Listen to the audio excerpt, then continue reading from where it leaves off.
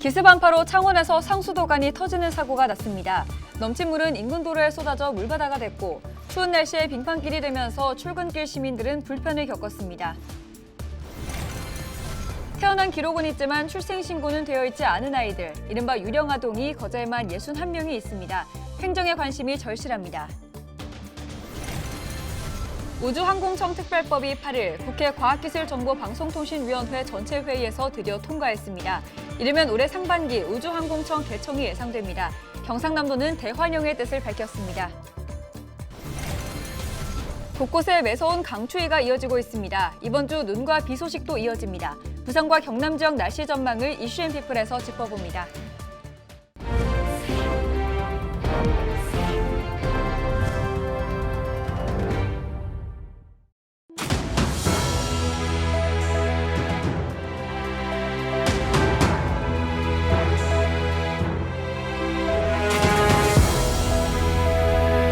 시청자 여러분 안녕하십니까? 헬로티비 경남뉴스입니다. 기습 한파가 찾아온 8일, 창원에서는 상수도관이 터져 인근 도로가 물바다가 됐습니다. 강추위에 도로가 얼어붙으면서 출근길 교통정체가 발생했고 인근 공장의 수돗물 공급도 일부 차질을 빚었습니다. 보도에 표영민 기자입니다. 도로에서 물이 계속해 솟구쳐 오릅니다. 8일 오전 6시쯤 창원 공단의 한 도로 아래 묻힌 상수도관에서 물이 새어 나온 겁니다. 갑자기 불어닥친 한파로 상수도관이 파열되면서 보시는 것처럼 도로 일대가 물바다로 변했습니다. 영하권의 강추위에 물이 얼어붙으면서 차량 정체도 빚어졌습니다. 교통사고 우려에 경찰이 기존 편도 3차선 가운데 2개 차선의 차량 통행을 막았기 때문입니다. 인근 공장들도 때 아닌 물난리를 겪었습니다. 수도관 파손으로 인한 단수는 없었지만 누수량이 많았던 탓에 소압이 낮아져 물이 제대로 나오지 않았습니다. 지금 내가 볼 때 저기서 파였으면 아무나 안 나올 것 같은데. 저희는 물탱크가 있어서 기본적으로 물을 어느 정도 쓰는데 그 물 빌 때까지 안 나오면 저 물이 안 나오겠죠. 수자원 공사의 긴급 복구 작업은 사고 4시간 후인 10시가 넘어서야 시작됐습니다. 파손 지점이 공단 지역이었던 만큼 복잡하게 얽힌 통신선로와 가스 소송망 등의 지작물 검사가 길어진 겁니다. 또 단수 없이 상수도관 복구를 진행하다 보니 차오르는 물로 작업 속도를 내기가 어려웠습니다. 어쨌든 물은 계속 공급을 해야 되다 보니까 최대한 수용갈 피해 안 가게끔 복구를 하려고 저희가 단수를 안 하려고 하고 있습니다. 수자원 공사는 문제가 발생한 상수도관을 교체하고 정확한 파손 원인을 조사할 예정입니다. 헬로티비 뉴스 표영민입니다.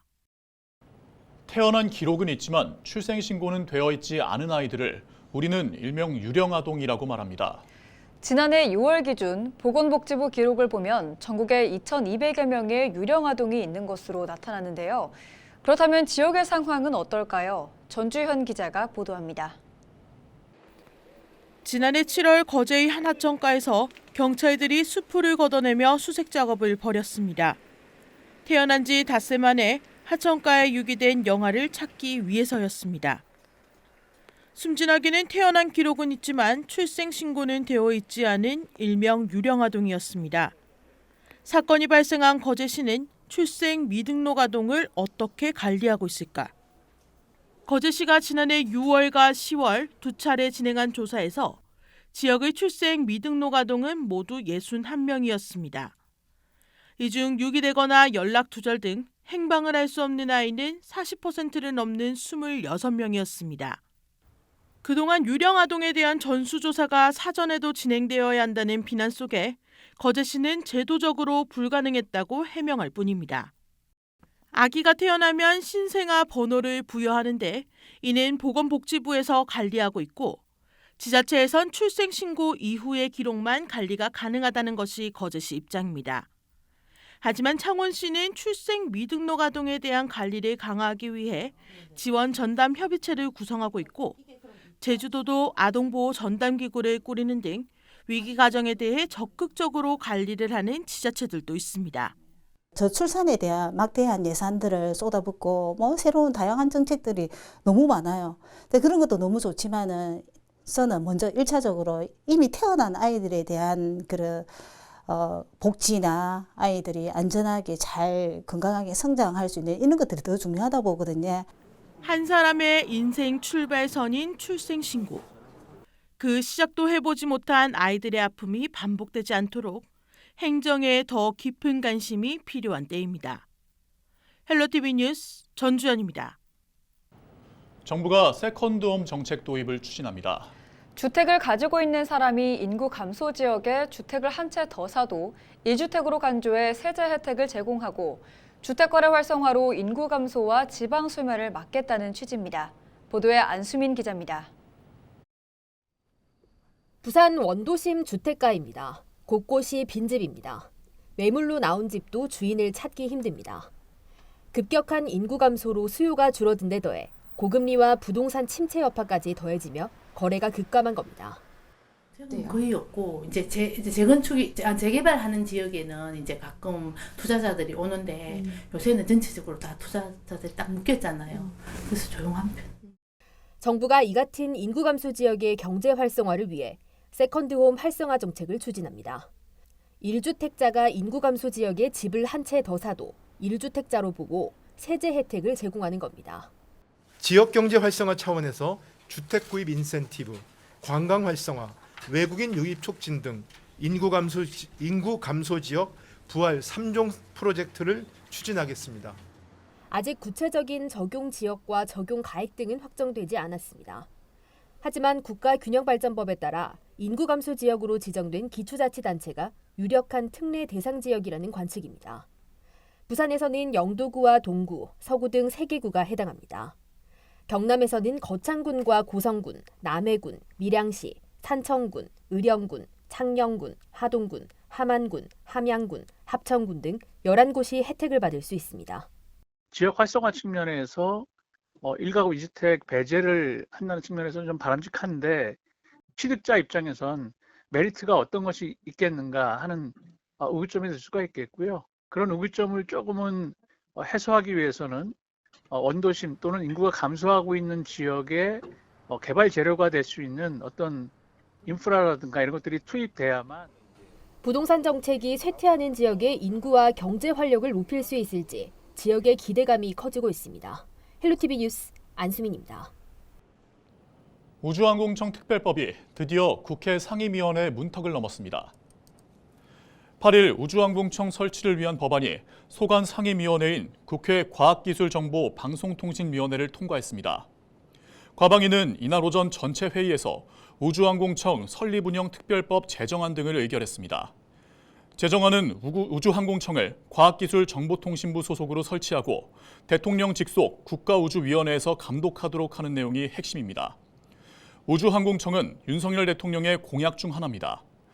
정부는 한국판 나사인 우주항공청을 만들어 특화된 전문 조직으로 키워나가겠다고 선언했습니다.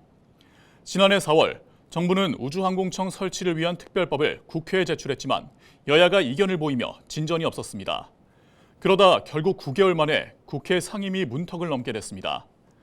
이 제정안이 9일 국회 본회의에서 통과되면 우주항공청은 이르면 오는 5월쯤 사천에 건립될 것으로 전망됩니다. 도민 여러분께 감사의 말씀드립니다. 이번 우주항공청법 특별법 통과로 인해 가지고 앞으로 우리 대한민국 우주 경제 비전의 첫걸음이 이제 시작됐다고 생각이 됩니다.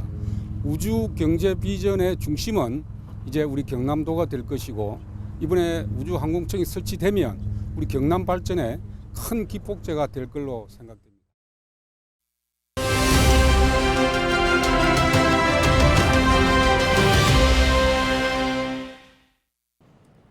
출퇴근길 강추위가 이어지고 있습니다.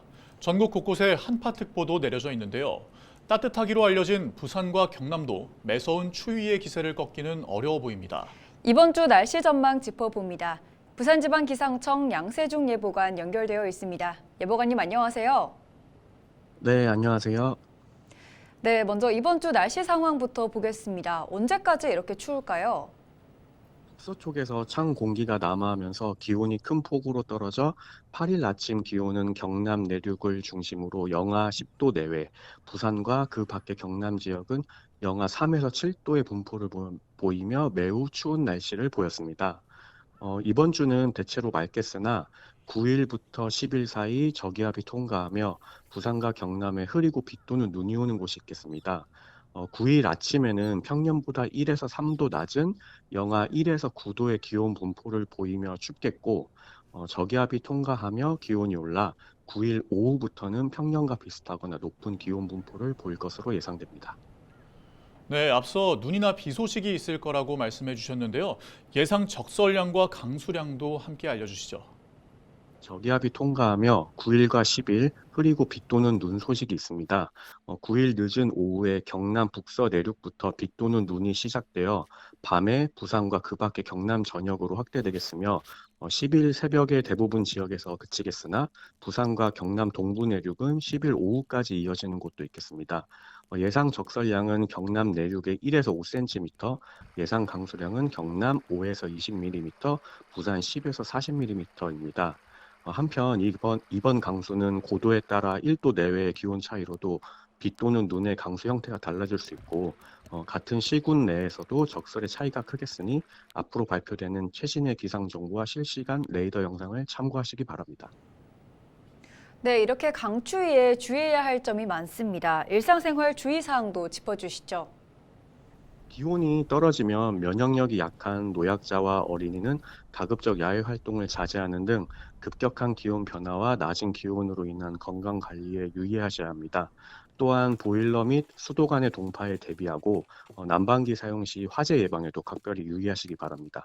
또한 9일과 10일 비 또는 눈이 내리는 지역에서는 가시거리가 짧아지고 빙판길이 되는 곳이 있겠으며 이면도로나 골목길, 경사진 도로, 그늘진 도로에 빙판길과 도로 살얼음이 예상되니 교통 안전과 보행자 안전에도 유의하시기 바랍니다.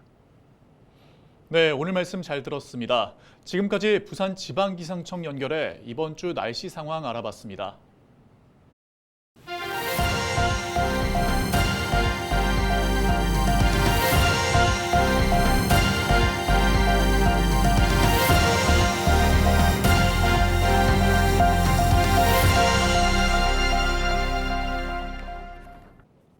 (8일) 자정쯤 부산 기장군 철마면 검운산 7부 능선에서 불이 났습니다. 불은 소나무 200여 그루와 잡목 등 임야 495제곱미터를 태운 뒤 3시간 만에 진화됐습니다. 산불이 발생하자 소방당국은 소방대원과 산불 진화대 등 인력 200명과 소방차 등 장비 34대를 투입해 산불을 진화했습니다. 소방당국은 농막 관계자가 동파 방지를 위해 물탱크 100원에 히팅 코일 작업을 했고 주변에서 발화된 흔적이 발견됨에 따라 히팅 코일 과열에 의한 화재로 추정하고 있습니다. 8일 오전에 열린 홍단표 창원시장의 결심 공판에서 홍 시장은 최후 진술을 통해 모든 혐의를 부인했습니다. 공직선거법 위반 혐의로 기소된 홍남표 창원시장은 최후 진술을 통해 기소 당시 기자회견에서 그 누구에게도 공직을 제안하거나 약속한 적이 없고 특정인에게 공직을 요청받았으나 거절했다고 답했고 지금도 같다고 밝혔습니다. 또 제3자가 타인에게 공직을 제안하게 지시하거나 공직을 약속한 적이 없고 앞으로도 그럴 것이라고 말했습니다. 홍 시장은 지난 2022년 전국 동시지방선거 당시 공직 제안 및 후보자 매수 혐의로 재판에 넘겨졌습니다. 지난달 결심 공판에서 검찰은 홍 시장에게 징역 8개월을 구형했습니다. 홍 시장의 1심 선고는 다음 달 6일로 예정됐습니다. 윤석열 대통령이 국회를 통과한 김건희 대장동 특검법에 대해 거부권을 행사하자 진보당 경남 총선 출마자들이 반발하고 나섰습니다. 이들은 8일 경남도청에서 기자회견을 열고 김건희 여사의 도이치모터스 주가 조작 의혹을 규명할 특검을 거부한 건 대통령의 배우자 지키기에 불과하다고 주장했습니다. 또 역대 대통령 중 누구도 가족의 범죄 의혹에 대해 거부권을 행사한 적이 없다고 덧붙였습니다. 이상으로 뉴스를 마칩니다. 함께해 주신 여러분 고맙습니다.